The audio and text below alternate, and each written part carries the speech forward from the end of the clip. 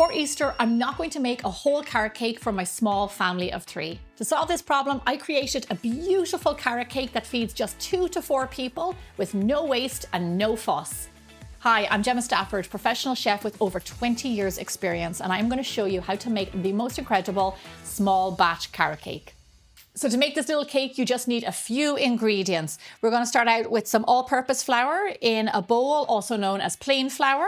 I'm going to add in a little bit of cinnamon, because in carrot cake, we always have those like lovely warm spices, and a small bit of nutmeg. Now, not too much nutmeg because it can be a little bit overwhelming, and this is a small little cake. If you do not have those ingredients, you can always use a little bit of mixed pie spice, is what we use in Europe, in England and in Ireland, or you can use pumpkin pie spice, and those will work really well. Our raising agent in this tiny little cake is some baking soda. Let me show you a little tip about baking soda that I learned at Ballymaloe from Darina Allen, which was when you're using baking soda, put it in the palm of your hand. See those little lumps? Just break up those little lumps with your finger and in it goes. I'll tell you why, because those little lumps don't easily break down and you do not want to bite into a lump of baking soda when you're eating your dessert. And here, lastly, for our dry ingredients, a little bit of salt, because all of our baking needs salt. Give those ingredients a little bit of a mix together. As you can see, for this tiny little cake, it's even more easy because we're doing it all by hand. You do not need a mixer. Set those over to the side and let's talk about our wet ingredients. I have 1 large egg. This is room temperature. I use large eggs in all of my baking, so if you're wondering what size, that's what I use. I'm going to add in a little bit of dark brown sugar. I love to use dark brown sugar because it has like more caramel notes than a light brown sugar, obviously. If you go to make this cake and you realize you don't have any brown sugar, remember you can make it at home with my video, a little bit of treacle or molasses and some white sugar. You just mix them together. It is so simple. Here we have some melted butter. In that goes. Often in a carrot cake, you'll see a call for oil. I like to use melted butter. It's richer, it has salt in it. I use salted butter. The flavor is better and you still get all the moisture that oil provides. Now, a little bit of orange zest. Now, when it comes to carrot cake, everybody likes theirs a different way. So if you don't want orange zest in your carrot cake, leave it out. But can I tell you, it is a really lovely, fragrant surprise. And as always, my favorite, a little bit of vanilla extract. Use the good stuff for this cake. And then with my whisk, I'm just going to whisk those together again. With the wet ingredients, I do like to give it a little bit of welly and really cream it. It's for around 2 minutes to make it light and fluffy. And if you see any lumps of brown sugar hanging around in there, break those down. Doing this just aerates the cake that little bit more.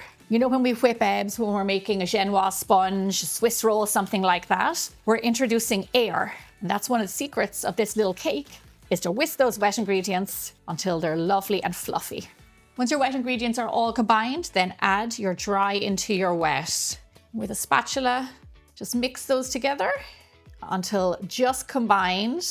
One thing about this little cake is you want to be careful not to over mix it, because we know from 12 years of bigger, bolder baking that over mixing your flour once it's in there can toughen your cake, your cupcakes, your cookies, anything like that.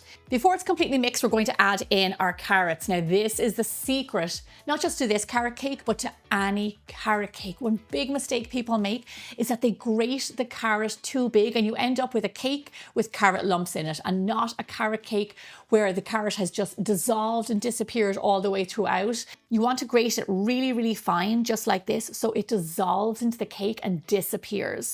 Nobody wants to eat carrot cake with big lumps of carrot, and let's face it, we've all had that cake. And just for your reference at home, you want to grate it on a side just like this, really small and fine. It does take a few minutes and it needs some elbow grease, but believe me, it'll be worth it. So in goes the grated carrot. So lastly, I'm going to leave this ingredient up to you because everybody has a different preference when it comes to carrot cake. I'm going to add in some toasted chopped walnuts. You can also add in pecans if you want. However, some people don't like nuts in their carrot cake.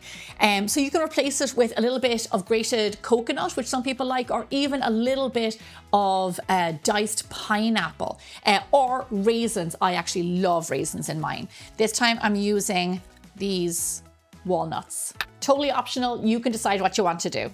Then just mix that batter together just to incorporate that carrot. This cake is really fantastic for small families like my own. We're a family of 3. This gives us all a nice slice of what we love without any waste. So here I have a 6-inch cake pan. It has been lined, buttered and floured. And in goes our batter. Just like that. Oh my gosh, even when it's raw, it smells amazing. Give the batter a little spread out in the pan. Try and get it as even as possible. There we go. Nothing wasted. I like to give a little tap on the counter to flatten it out so it bakes evenly. That's it. Could not be simpler. Let's get this little guy into the oven. So bake your cake at 350 degrees Fahrenheit, 180 degrees Celsius for roughly 30 minutes. You'll know when it's done because it has risen and it's firm in the middle.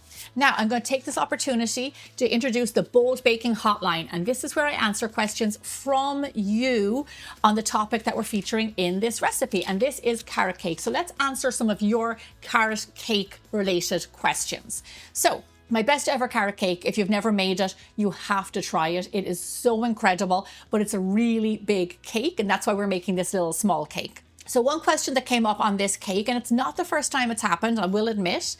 I tried this cake and it's amazing. Thank you, it is. The only thing is that the cream cheese frosting didn't work. It was too runny.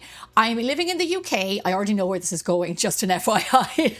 I've been doing this a long time. I'm living in the UK. Yeah, I know what you're gonna say. And here I used a tub of Philadelphia. Now, let me tell you where you went wrong.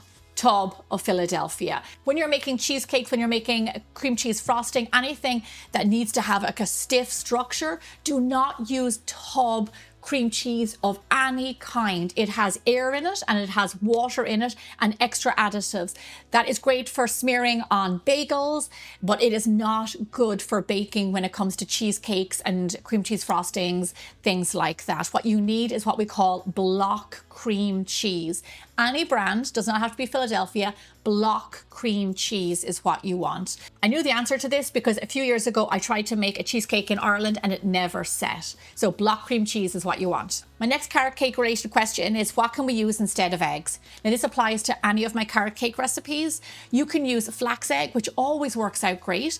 Or you can use something like cream cheese or applesauce. Those work really well. I love flax egg because it's a little bit stiffer. It gives you like a firmer texture. But sour cream or applesauce, mashed banana, those will work really well too. I will tell you to go to biggerbolderbaking.com, check out my egg substitute chart, one of the most looked at on the internet, and that will give you all your answers. That's it for my bold baking hotline questions for today. If you have questions, comment below and you might be featured in an upcoming video. Now let's check on our cake. Here it is, our beautiful little cake. So we can tell it's done. It pulled a little bit away from the sides, which when you're looking at a cake, if it's done, that's a good telltale sign. And it's firm under our fingertip. It smells so fragrant and lovely. You know, in Irish baking, we use a lot of spices around the holidays and in the winter time. But when it comes to the spring, like these spices and the mixture of carrots as well, just really scream spring to me and comfort. So let's set this cake over to the side to cool down and we will make our cream cheese frosting. This little cream cheese frosting is really easy to make because you do not need to use a stand mixer to like whip the butter and the sugar and all those things. We're going to do it by hand, just like the way we did the cake, making this recipe even more accessible and easy. So in my little bowl, so here I have my block cream cheese. Look at that. It has been softened. One way you can do this is pop it into the microwave for a few seconds, not that long at all. You're not trying to melt it, or you can leave it sitting out at room temperature for an hour, and that really helps too. It can't be cold coming from the fridge because that will give you lumps and it'll be really hard to get those out of there. Here also for the butter, same deal, softened. Leave both of them sitting out at room temperature. Look how soft that is. This will make it easy to combine into the softened cream cheese and easy for us to beat by hand. Here we have a little whisk. I'm gonna cream those together.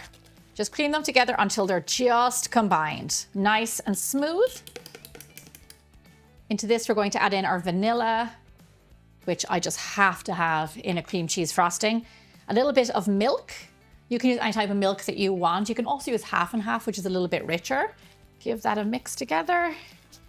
We're not adding salt into this, and I'll tell you why. Cream cheese is already a little bit salty, and you get that extra flavor from that, also the fat.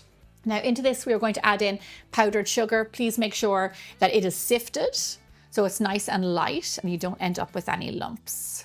Once your powdered sugar is in there, you should have smooth frosting just like this. And because of the cream cheese that we used, it'll be nice and firm and the perfect consistency to go on your cake. So that's your frosting, could not be simpler. We also have our cake, it has cooled down. Now it's time to decorate and enjoy.